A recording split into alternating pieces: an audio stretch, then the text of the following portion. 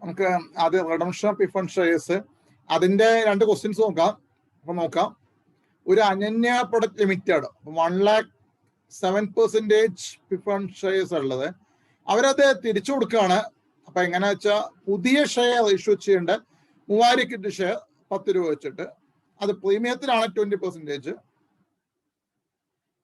പിന്നെ 3000 share issue ചെയ്യുന്നു പ്രീമിയത്തിന്, balance reserves എടുക്കുകയാണ്. അപ്പൊ എങ്ങനെയാണ് ഈ റിഡംഷനായിട്ട് ബന്ധപ്പെട്ട ജേണൽ എഴുതുക എന്നാണ് ആദ്യത്തെ ക്വസ്റ്റ്യൻ.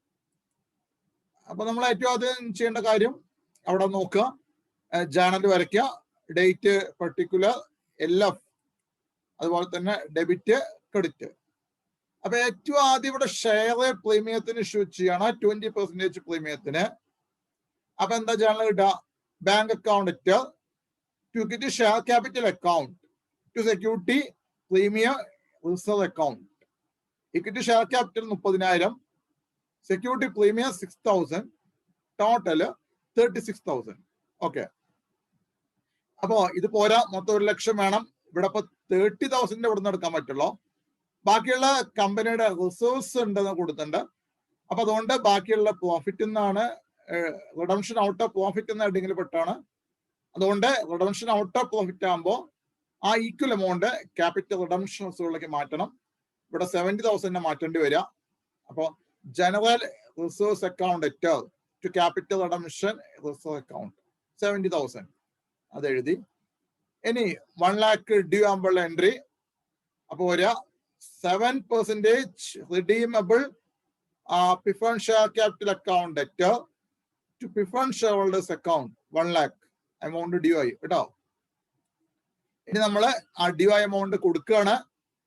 അപ്പൊ ജേണൽ വരിക preference share holders account to bank 1 lakh. സാധാരണ എൻട്രിയാണ്, ചേഞ്ച് ഒന്നുമില്ല.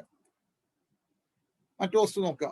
ഇവിടെ ഒരു 8,000 റിഡീമബിൾ പ്രിഫറൻസ് ഷെയർസ് ഉള്ള, ഒന്നിന്റെ വില 100. അവിടെ കമ്പനി തിരിച്ചു കൊടുക്കുന്ന പ്രീമിയത്തിലാണ്, 7% പ്രീമിയത്തിലാണ്. അപ്പോ 8 lakh into 7/100 56,000 പ്രീമിയം വരും. കമ്പനിക്ക് ഇഷ്ടംപോലെ പ്രോഫിറ്റ് ഉണ്ടെന്ന് ക്വസ്റ്റ്യൻ കൊടുത്തിട്ടുണ്ട്. പക്ഷെ കമ്പനി ഇഷ്യൂ നടത്തുന്നുണ്ട്. ഇഷ്ടംപോലെ പ്രോഫിറ്റ് ഉണ്ട്, പക്ഷെ കമ്പനി ഇഷ്യൂ നടത്തുന്നുണ്ട്. കമ്പനി ഡിബെഞ്ചർ ഇഷ്യൂ നടത്തുന്ന ഡീറ്റെയിൽസ് കൊടുത്തിട്ടുണ്ട്. A പോയിന്റ് ആയിട്ട്. B പോയിന്റ് ആയിട്ട് ഇക്വിറ്റി ഷെയർ ഇഷ്യൂ ചെയ്യുന്ന ഡീറ്റെയിൽസ് കൊടുത്തിട്ടുണ്ട്. അപ്പോ ഇവിടെ എങ്ങനെ ജേണൽ വരിക എന്നാണ് ചോദ്യം കേട്ടോ. അപ്പൊ 8 lakh വേണോ?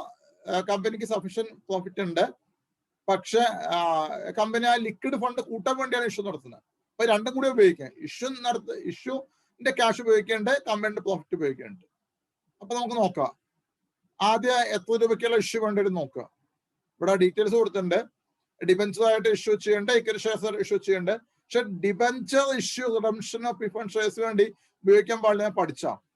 ഇക്വിറ്റി ഷെയർ ഇഷ്യൂ ചെയ്തിട്ട് പ്രിഫറൻസ് ഷെയർസിലൂടെയും ചെയ്യാം, വിരോധമില്ല. പക്ഷെ ഡിബെഞ്ചർ ഇഷ്യൂ ചെയ്തിട്ട് ആ പ്രിഫറൻസ് ഷെയർസിലൂടെയും ചെയ്യാൻ പറ്റില്ല. അപ്പൊ അത് ഉപയോഗിക്കാൻ പറ്റില്ല. അപ്പൊ ഇക്വിറ്റി ഷെയർസിന്റെ ഇഷ്യൂ ആണ് ഉപയോഗിക്കാൻ പറ്റുള്ളൂ. അപ്പൊ അത് പ്രീമിയത്തിനാണ്.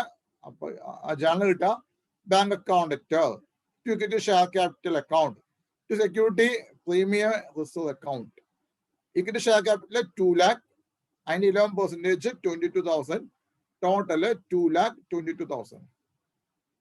അടുത്ത അപ്പൊ 2 lakh പുതിയ ഇക്വിറ്റി ഷെയർ ഇഷ്യൂ വെച്ചത് കിട്ടി.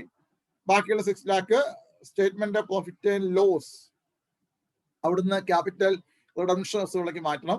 അപ്പൊ statement of profit and loss debtor to capital redemption reserve account 6 lakh.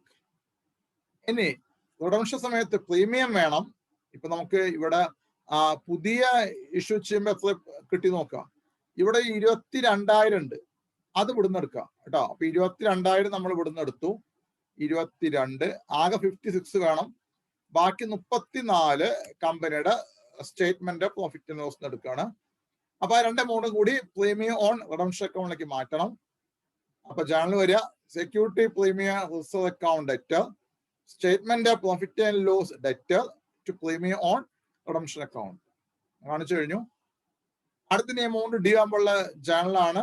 Premium ഉൾപ്പെടെയാണ് കേട്ടോ, പ്രീമിയത്തിന് അങ്ങോട്ടും ചെയ്യുന്നത്. അപ്പോ 8% redeemable preference share capital account debtor 8 lakh, premium on redemption account debtor 56,000. To preference shareholders account 8,56,000. ഇനി നമ്മൾ എമൗണ്ട് പേ ചെയ്യാം. ആ സമയത്ത് വരിക preference share holders account at to bank account 8,56,000. ഇങ്ങനെയാണ് മൊത്തം ജേർണൽ വരുന്നത്. ഓക്കെ, അപ്പൊ 2 ക്വസ്റ്റ്യനും കഴിഞ്ഞു. ശരിക്കും പഠിക്കുക.